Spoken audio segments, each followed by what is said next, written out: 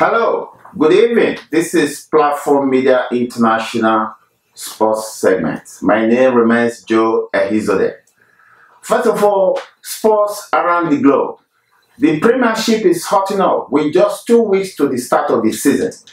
And a lot of transfer is still going on. Few of them, let me mention it to you viewers. Christian Benteke is now with Liverpool. And Bastian Schweinsteiger with Manchester United. Peter Cech is the only notable signing this season for Arsenal.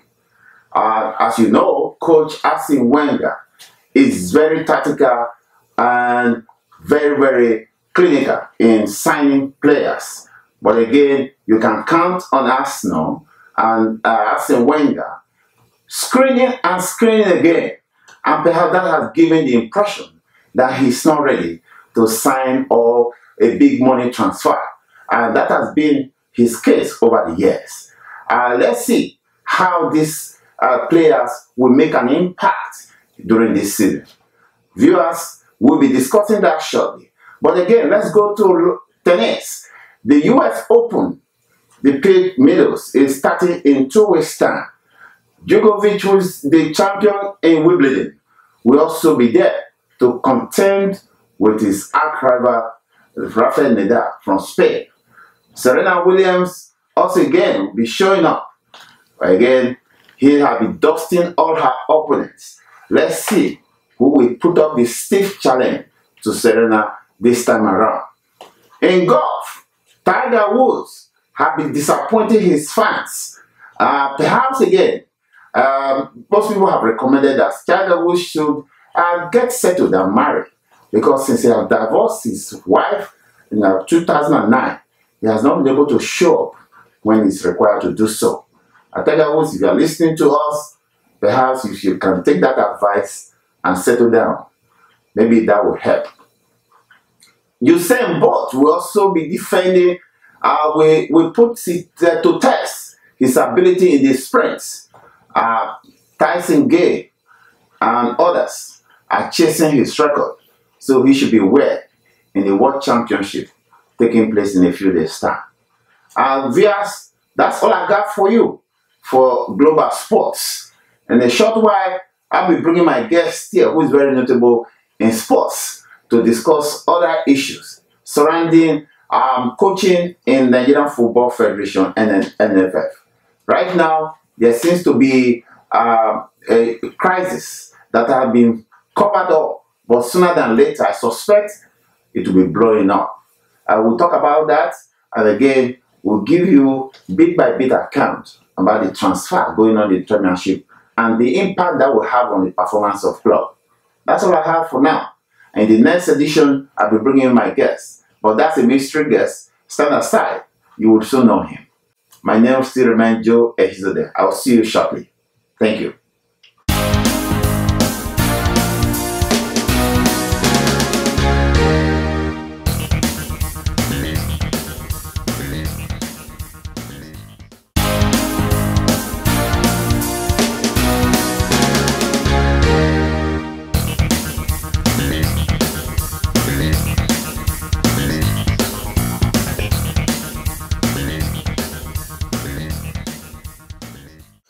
Welcome. Remember, you have not changed the channel. This is PMI Sports International. We're talking about the crisis in Nigerian Football Federation and other matters in the Premiership in England. As I told you viewers a short while ago, I have a guest in my studio. His name is Opona Anyamago. How are you doing, Opona? I'm fine. Short for that name is OP, right? So, yeah. And when you were playing soccer in Nigeria those days, in the 90s, your name was Ayo. Popularly known as Ayo. Ayo. Thank you very much. Remember, viewers, Ayo or Opona Anyamago was a goalkeeper in the then Sharks. He played alongside Finidi George in the 1990s in Nigeria. Our opponent is now resident in Vancouver, British Columbia, Canada. Opponent, now, there's a crisis in Nigerian Football Federation, although it's a lingering crisis, but there's a new dimension to this whole process. We have Olise, Sunday Olise, now the Super Eagles coach. Samson Siase is handling the under 23, the Olympic team, the one they call the Dream Team. Emmanuel Amunike is handling the under 17. So, like you said last week, all these coaches were playmates in the 1994 Super Eagles team to the US 94 World Cup. Now, the problem now is that Amunike has complained that he has not been paid his salary for about 3 months or 6 months, as the case may be. Whereas the new appointed coach, Sunday Oliseh, has been paid 3 months upfront. As a player and somebody who has watched, who has experienced the life of players in camp, what is that? Thank you for bringing me in. And there is something you got to understand in the Nigerian setup. Okay. You see, the appointments that the PFF made, the coaches, yeah, the coaches are not treated equally. So that is one. I'm going to come. I'm coming. Okay. The coaches are not treated equally. Now, these appointments are prioritized. That's why there's a problem. If you appoint Amunike as under 17 coach, he's been there before Oliseh was appointed. Yeah. Siasia is there before Oliseh was appointed. Oliseh has just been appointed, and he's been paid 3 months upfront. Yeah. What precedents are you setting? Okay. Now the question is this: I don't know how they administer. Let's talk about the nitty-gritty. Whether this will augur well for Nigerian performance in international championship. If a coach is, as a player, if your coach is not played or is not paid his salary, do you think he will be able to motivate you as a player? What's in your setup those days? Motivation of players. To motivate a player is one thing.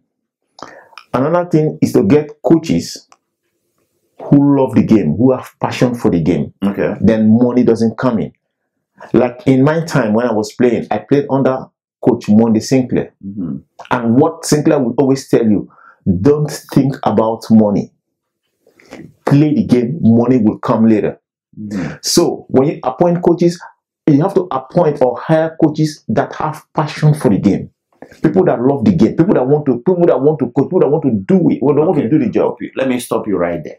You cannot tell me now that Oliseh, Siasia, Amunike, respectively, do not have the passion for the game. They do. But the problem, or we that are the observers like us, is this. The question to you is that when a coach, when they say price discrimination, let's use the economic terms, when coaches are not, some people are paid up front, some people are not paid their salaries, 6 months backlog, does it augur well for the team? That's what I'm saying. Does it? Okay, let me say something here. There's something you need to understand. Before you sign a contract, you sit with your employers and you discuss contract terms. Yeah. Now, we can say Oliseh has been paid 3 months upfront. We can say Amunike haven't been paid. We can say Siasia has been paid or not. But you sat down and have a contract negotiation with your employers. Yeah. Now, when Amunike was employed, do we know what the contract terms are? Thank you. Before Amunike was employed. That's a new dimension. So, what you're trying to say is that if these coaches signed a binding contract, signed their contract, legal contract, advised by their lawyers, that the NFF wouldn't be doing that by not paying their salary. Is that what you're saying? Not necessarily. I'm going to somewhere else. Okay, where is that? Now, you see, on the last time I was here with you guys, I told you guys something. When the NFF, whatever you call it, when they hire coaches, they don't just hire coaches on merit. They make the coaches feel that, look, we're helping you.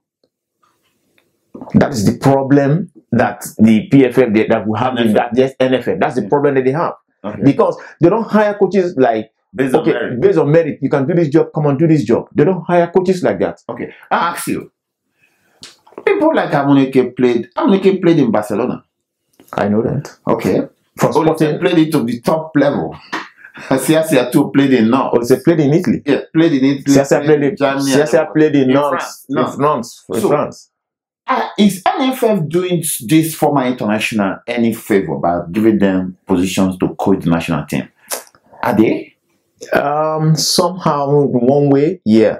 Really? Yeah. So, if they are doing these people will just mention favor. So, who are those people that we are looking up to that we say they are appointed on merit? Who are they?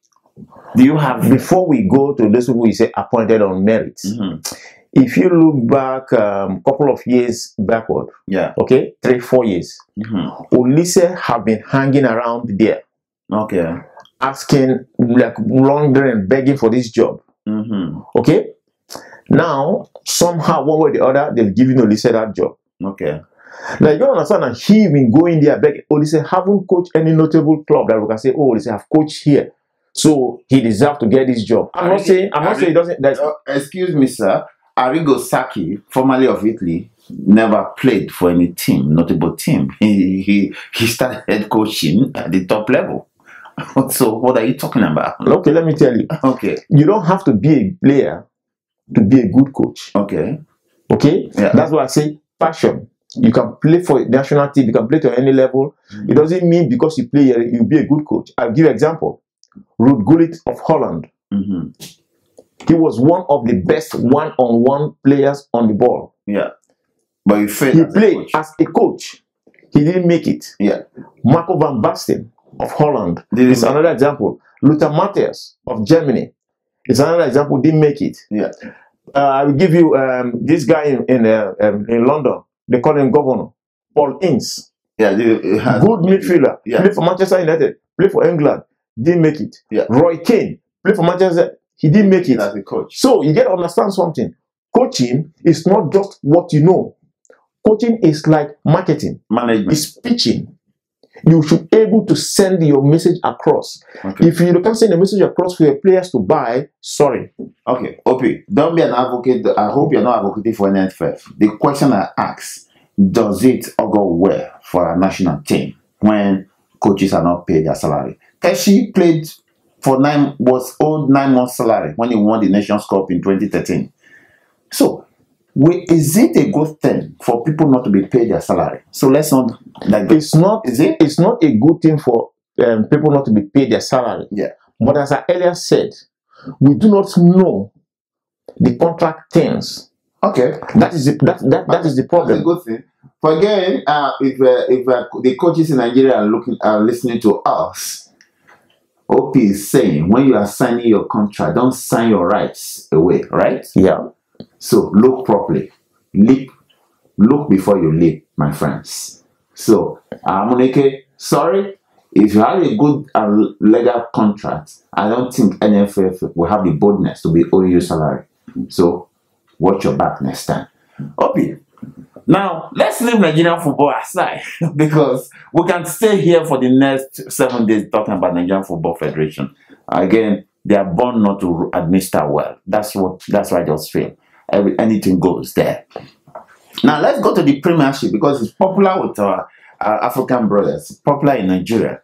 Now, Christian Benteke is going to Liverpool. Very top striker from Aston Villa to go into Liverpool.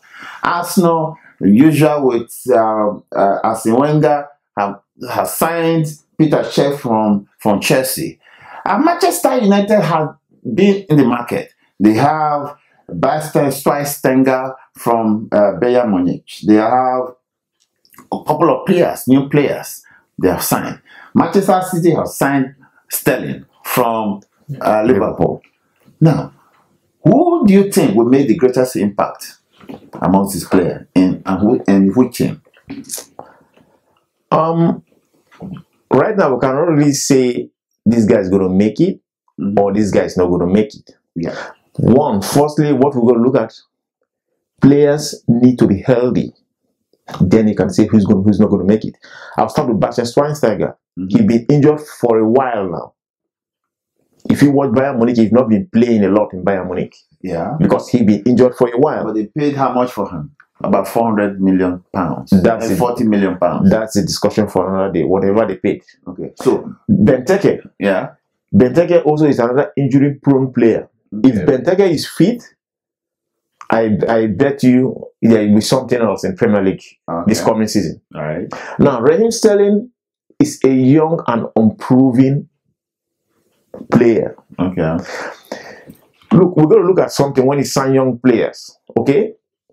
Now, Raheem Sterling have been signed like a star, so he has to play like a star. Yeah.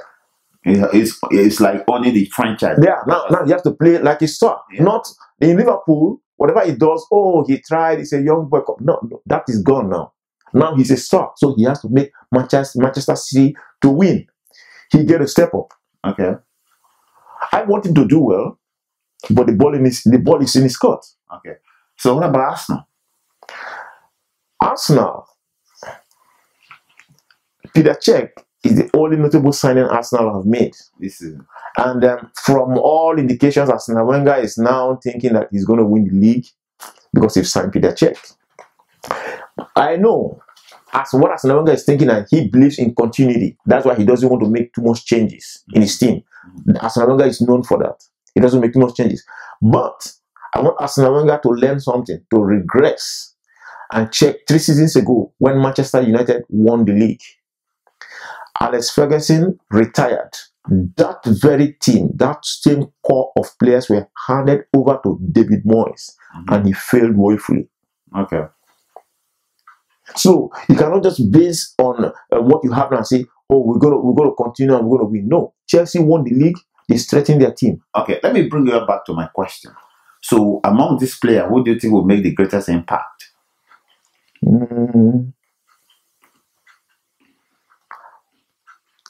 I think if Benteke is fit, he'll do that.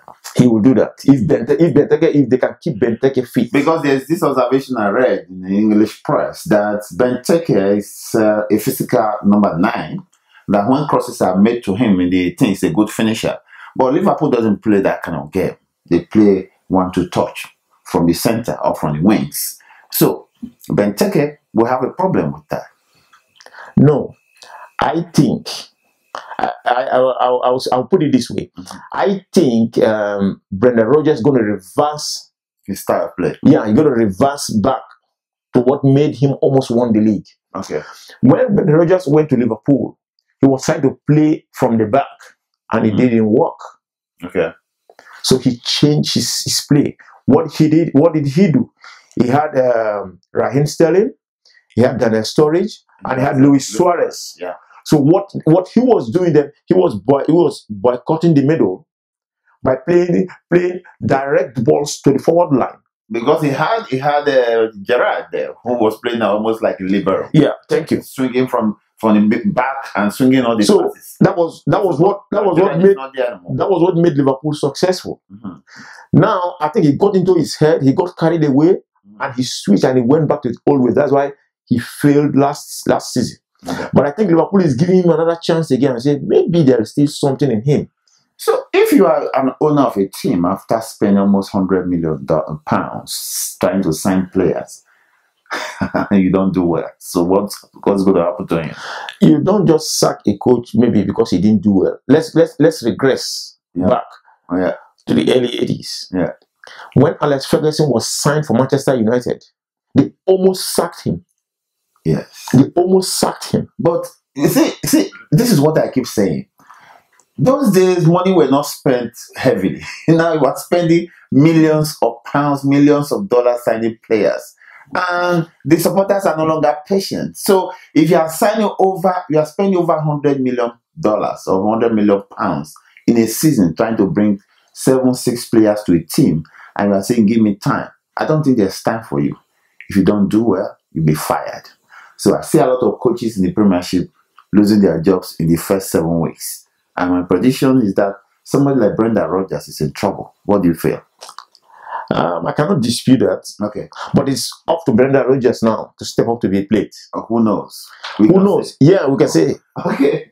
All right. Thank you, Opoide. You're always very tactical providing your answers.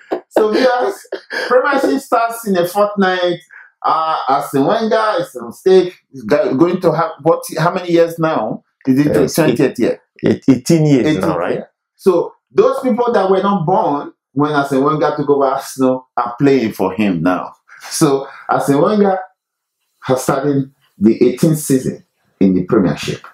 Brendan Rodgers, after bringing about 8 players last season, didn't work out well, but he's bringing out more players this season. Let's see whether the owners of Liverpool will be patient this time around. Louis van Gaal too has been in the market, shopping, bringing players from all over the world, from Brazil, Germany, all over. Let's see whether he'll go the same way as the former coach. What's his name again? Alex Ferguson? No, Alex Ferguson, the guy that took over for Alex Ferguson. David Moyes. David Moyes. Let's see whether he will go the way of David Moyes. And the greatest of all, the guy who says he's the special one, Mourinho. He has been very quiet after signing couple of players. Yeah, you see, there's something you get to understand about Mourinho. Mourinho don't joke or toy around. When Mourinho wants something, he goes for it. He sets his target and he goes for it. So, do you think Falcao is a good sign? Yes. It's a good sign. Yes. Okay, we'll see. In 2 weeks' time, we can't wait for the Premiership to start. And also, the Spanish League will also be in session, and Italian League. But the center of attraction remains the Premiership. Again, viewers, stand aside. Premiership starts in 2 weeks, and most of you will be waking up early in North America, while Africans will have the regular time with the Europe, 4 o'clock local time. So let's see what the Premiership has, because it's full of expectation with a lot of money and a lot of new players coming in. So I guess the Premiership will be the center of attraction. Let's see whether the Premiership, a team in the Premiership will win the Championship League this time around in Europe. But again, that is not certain. Just yesterday, Real Madrid trashed Manchester City 4-1. That's a bad omen for the Premiership.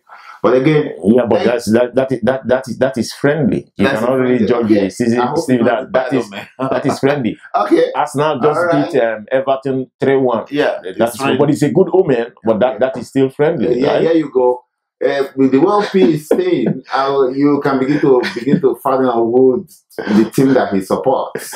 But again, I won't let the cat out of the bag. Again, let me thank OP for coming to this program. Next week, you'll be here with us, right? Yeah. Thank you. The World Cup will be starting in about a month's time. The Copa, the CONCACAF, UEFA, CAF, all the World Cup Championship for 2018 will be starting. And the draw, as a matter of fact, will be taking place in Russia in a few days' time. So, in the next week, we'll have a bumper package for you. I want to thank OP for coming, and I want to thank viewers for showing up. Don't touch the dial. Don't touch the mouse. Keep listening to PMI Sports. My name remains Joe Ehizode. I'll be here next week, and to feed you with the latest in sports, especially soccer. And with that, I leave you tonight, and you have a good weekend. Cheers.